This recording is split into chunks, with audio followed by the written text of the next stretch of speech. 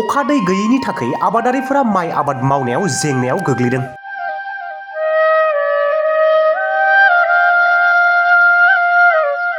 उदालगुरि जिल्लानि हरिसिङा थानानि बेंखनाव थानाय सान्तिपुर, आमलाइगुरि, बनगुरुम, जराफुख्रि, माजुलि बस्ति, बरंगाबारि बायदि बायदि गामि ओनसोलफोराव अखा आरो दै गैयैनि थाखाय आबादारिफोरा माइ आबाद मावनो हायाखै।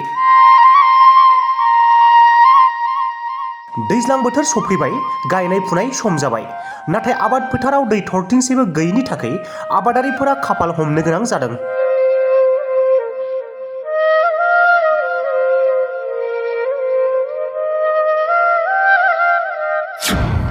आबाद फोथारफोरखौ हाल एवनाया रानख्रांनानै गोरान जानानैनो थाजोबलांबाय।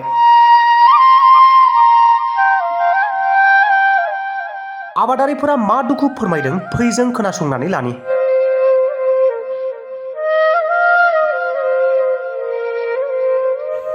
गोरान हिसाबै दा आलिखौनो दाननानैसो थाबाय थादों। जिथिया अखा हायो जिथिया गायनो होननानै थाबाय, दा खोथियाबो फोनोबो मोनाखै। हायाथ' रेडि जाबाय, दा अखा दाख्लै साननैसो फैनायखाय एकदम गायथानसै रेडि खालामसै होननानै रेडि खालामबाय, ट्रेक्टर होलायलायबाय। दा गैला, खोथियाखौबो फोनो मोनाखै। दा मा खालामो बिराद सिन्थासो नांदों आङो। जेने थेने खोथियाफोरा फोनो मोनब्लाबो बुरजा गायनो सानब्लाबोथ' जाला। जिखुनु 2-3 बिगासो गायनोसै। 6-7 बिगा गायनांगौ माबायावहाय माखासेथ' थासिगोन। 2-3 बिगाखौ जेने थेनेबाबो गायनोसै आरो बे अखाया फैयोब्ला। थांनाय बोसोरावथ' दायो आलि खोनायानो जाबायमोन, खोथियाबो रानाय जाबायमोन आंहा दा बे समावहाय। आं एडभान्स माने गायहां जाखाथारबायमोन आरो बे समाव। खिन्थु देग्लायहायथ' मा जाखो आं बेखौनो सिन्थासो खालामबाय थादों नै। बेखायनो आङो बे हाखौ रेडि खालामखाबायमोन आरो। दा रेडि खालामबालाय मा जानो, खोथियाखौनो फोनो मोनाखै। मा बुंबावनोब्रा, मानसिफ्राबो बुंब्लाबो मानिला। दंफां लाइफांखौनो गासैबो दानफाय दुनफाय, सोरबा बन सोरबा दंफां हालाबाय थाबाय। बहा अखा हाबावनो बेलाय। सरखारनिख्रुइबो सरखाराबो बादा होयो, पाब्लिकफ्राबो किसुमान साननो गोनां मानसिफ्रा बुङो दंफां दानफाय होनना बुङो, मानिया।